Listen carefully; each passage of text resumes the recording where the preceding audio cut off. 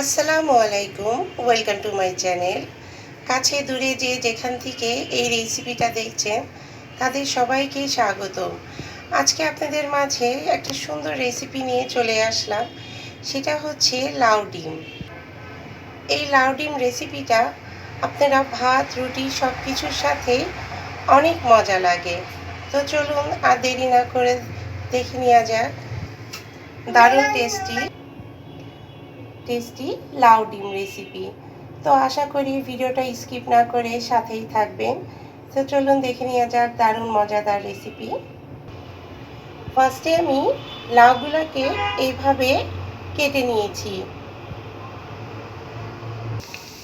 ফার্স্টে একটি প্যানে আমি 2 টেবিল চামচ পরিমাণ তেল দিয়ে এখন আমি পেঁয়াজ এবং পেঁয়াজ কুচি এবং 2টো শুকনো মরিচ এবং একটা তেজপাতা দিয়ে দিলাম। দিয়ে এটাকে ভালো করে একটু ব্রাউন করে ভেজে নিব।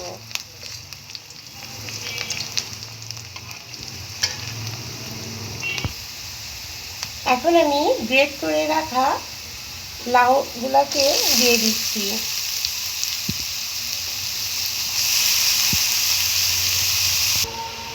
এখানে আমি হাফ চা চামচ পরিমাণ হলুদের গুঁড়া এবং স্বাদ মতো লবণ অ্যাড করে দিচ্ছি।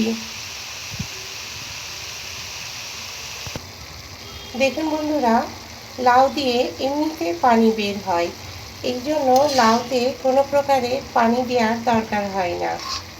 এখন আমি ভাজিটাকে ভালো করে নেড়ে চেড়ে একটা ঢাকনা দিয়ে ঢেকে দিব। দেখুন বন্ধুরা, কত পরিমাণ পানি বের হয়েছে লাউ দিয়ে।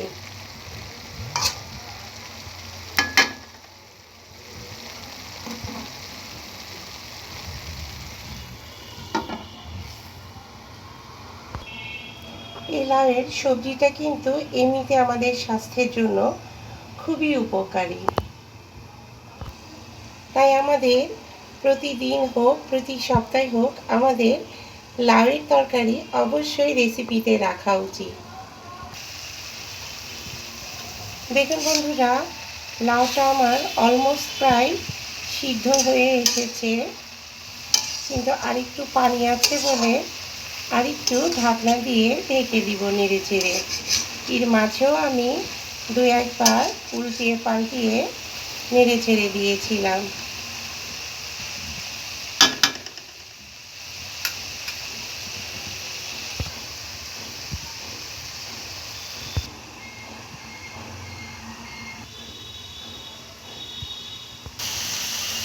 দেখুন বন্ধুরা, ঢাকনাটা আমি সরিয়ে দিয়েছি এবং বেশ অনেকটা তেলও উঠে এসেছে।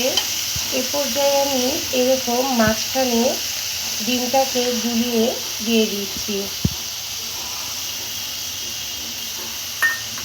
ডিমটাকে দিয়ে এবার আমি এই ভাজিগুলোকে এই ডিমের উপরে দিয়ে দিব।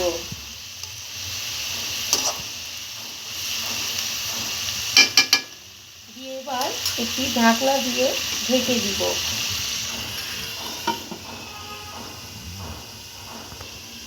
5 মিনিট পর ঢাকনা দিয়ে ঢাকনাটা তুলে নিব। দেখুন বন্ধুরা, ঢাকনাটা তুলে এবার আমি ডিমের সাথে ভালো করে মিশিয়ে নিব।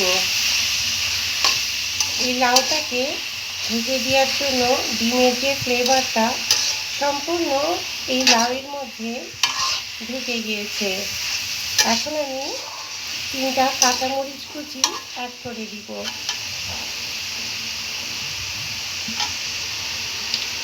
এখানে আমি 2টা সবুজ এবং একটা লাল মরিচ নিয়েছি, দেখতে সুন্দরের জন্য।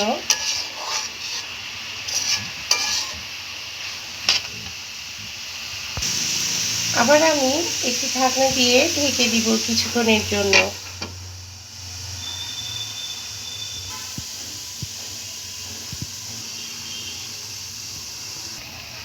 দেখুন বন্ধুরা, ঢাকনাটা তুলে আমি এই লাউটাকে ভাজা করে নিচ্ছি। এটা যত ভাজা হবে খেতে ততই টেস্টটা বাড়বে। এখন আমি হাফ চা চামচ পরিমাণ চিনি অ্যাড করে দিচ্ছি। চিনিটা অ্যাড করে ভালো করে মিশিয়ে নেবেন।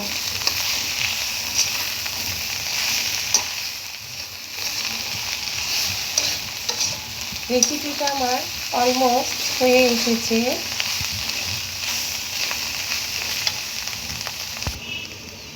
এখন আমি সবশেষে হাফ চা চামচ পরিমাণ ঘি অ্যাড করে দিব। আমার চ্যানেলটাকে যারা সাবস্ক্রাইব করেছেন তাদেরকে অসংখ্য ধন্যবাদ। আর যারা এখনও সাবস্ক্রাইব করেননি তাদেরকে অবশ্যই সাবস্ক্রাইব করার জন্য অনুরোধ রইল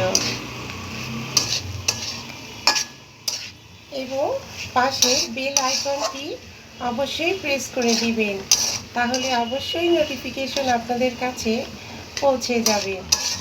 এরকম নতুন নতুন রেসিপি পেতে অবশ্যই আমার চ্যানেলটাকে লাইক সাবস্ক্রাইব করে রাখবেন।